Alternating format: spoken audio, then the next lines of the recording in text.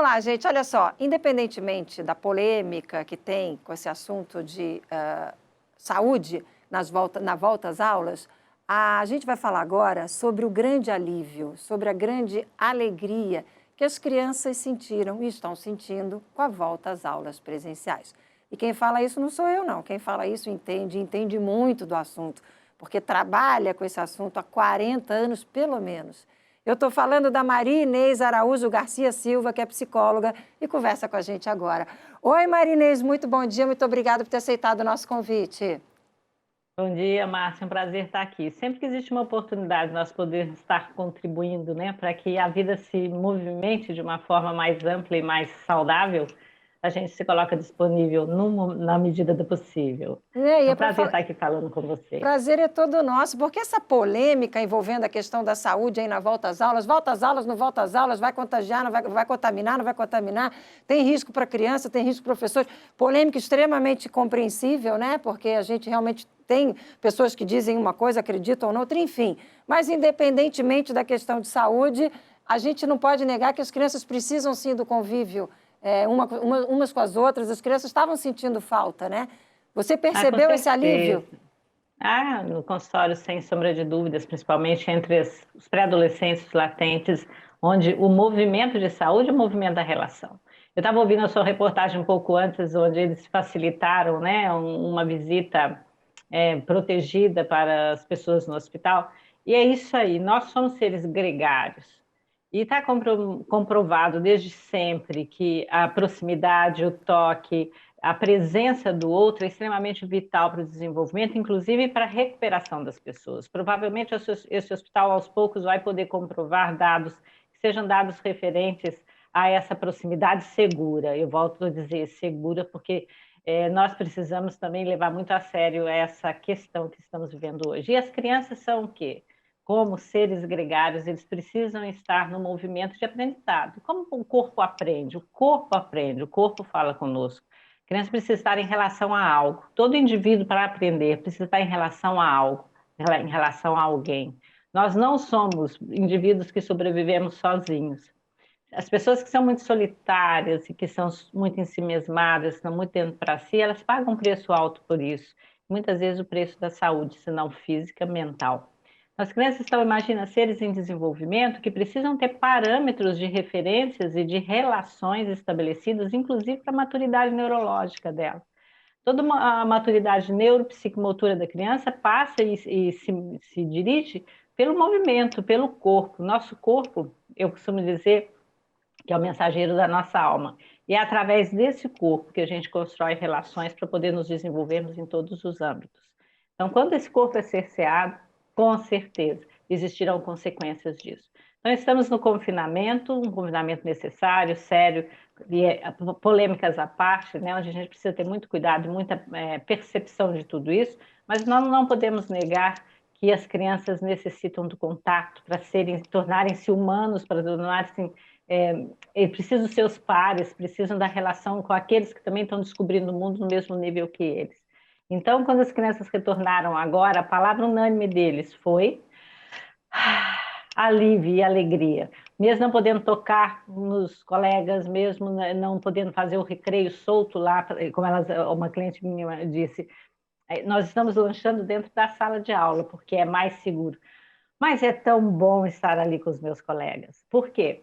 De certa forma, o que isso nos mostra é que para a criança também, essa urgência da vida, ela se torna um pouco mais próxima.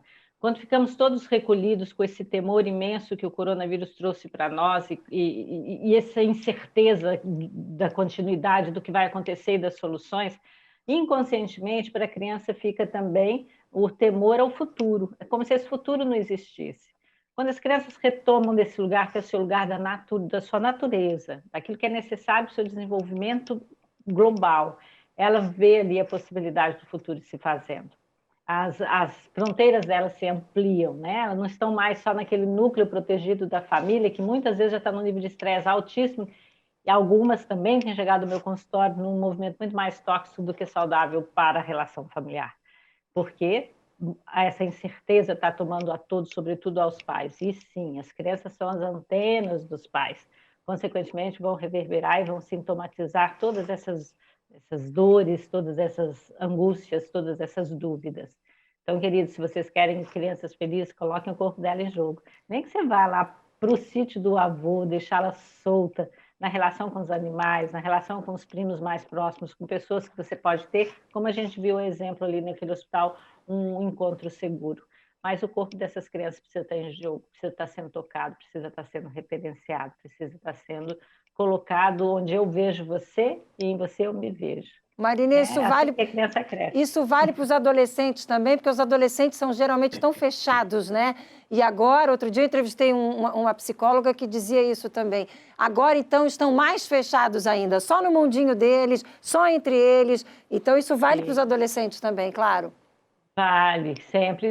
Eu já vinha, antes de pandemia, atendendo famílias com muita dificuldade desse lugar em que esse hábito de estar no computador, no celular, nos jogos, e que, fazendo com que com esses jovens se afastassem desse convívio, dessa relação de troca, para poder experimentar também as consequências disso na vida real, né? Porque quando eu estou em relação ao outro e o outro em relação a mim, cria-se uma forma de estar na vida que tem consequências. Então, os jovens, muito dentro desse processo, eu estava ontem mesmo olhando o trabalho de uma neurocientista e que mostrava isso, o nível de agressividade dos jovens como aumentou. E aumentou por quê? Por conta desse movimento de estar parado dentro de uma mídia virtual, onde o sono deles não é mais o mesmo sono. Então, eles ficam madrugada adiante conectados, isso interfere o sono, e na medida que interfere no sono, isso também interfere no humor, interfere na capacidade desse adolescente fazer relações e estabelecer relações com mais precisão. Tanto que muitas pesquisas mostram, né, que o que acontece com o adolescente? Tem uma descarga hormonal imensa nessa época do desenvolvimento, quase como quando a criança era bem pequena, bem bebê, que está no processo de desenvolvimento muito grande, neurofisiológico. Então, o cérebro do adolescente precisa descansar quase como o cérebro de um bebê. E quando ele fica muito tempo em vigília e depois é acordado cedo para ir para a escola, isso traz transtornos no seu próprio processo de amadurecimento neurofisiológico. Então, o que a gente precisa? Cuidar, sim. Não que a gente vá querer infantilizar os nossos adolescentes, não que a gente vá desvalorizar a necessidade que eles têm de estar em grupo, mas eles necessitam também de estar em relação verdadeira, em relação onde o corpo dele se movimenta, onde ele aprende o limite do corpo dele no limite do outro, onde ele aprende a fazer escolhas e assumir as consequências disso. Então, sim, né, existem nesses estudos a orientação para que os adolescentes tenham a aula a partir do meio-dia. Em alguns países desenvolvidos, a partir das 10 horas da manhã, isso já está acontecendo, mas mesmo assim, para alguns adolescentes, o meio-dia seria o momento que o cérebro está acordado. Marinês, para a gente fechar rapidinho, essa semana vocês estão fazendo conteúdos gratuitos para orientar as pessoas, porque a Marinês é consteladora familiar e ela está trazendo dicas para quem quer adaptar na sua vida, no seu dia a dia, conceitos da constelação familiar. Faz o convite para as pessoas acompanharem rapidinho para a gente encerrar. Convido vocês, sim, nós estamos fazendo essa semana várias lives às 20h37 nas mídias virtuais, vocês vão poder nos acompanhar. Nós temos o Instituto Perrocho, nós somos um instituto de formação de consteladores, e se você quer viver essa postura transformadora que essas 3 leis do amor que Bert Hellinger, o alemão, trouxe para nós, para que você possa viver todos esses desafios, você que é pai, você que tá, pai e mãe que está nesse desafio de criar seus filhos num mundo tão novo, né? Porque estamos nos reinventando, chega lá, vá nos encontrar, que vocês vão ver que existe uma forma de estar vivendo em equilíbrio, seguindo leis básicas e naturais do viver, de forma prática, de forma simples. Obrigada, grande Marinês, muito boa a sua entrevista, muito bom bate-papo, muito obrigada, viu? Até uma próxima oportunidade, um ótimo dia. Ok, para vocês também, tudo de bom. Tchau, tchau. Bom, né, gente? Quanta informação boa.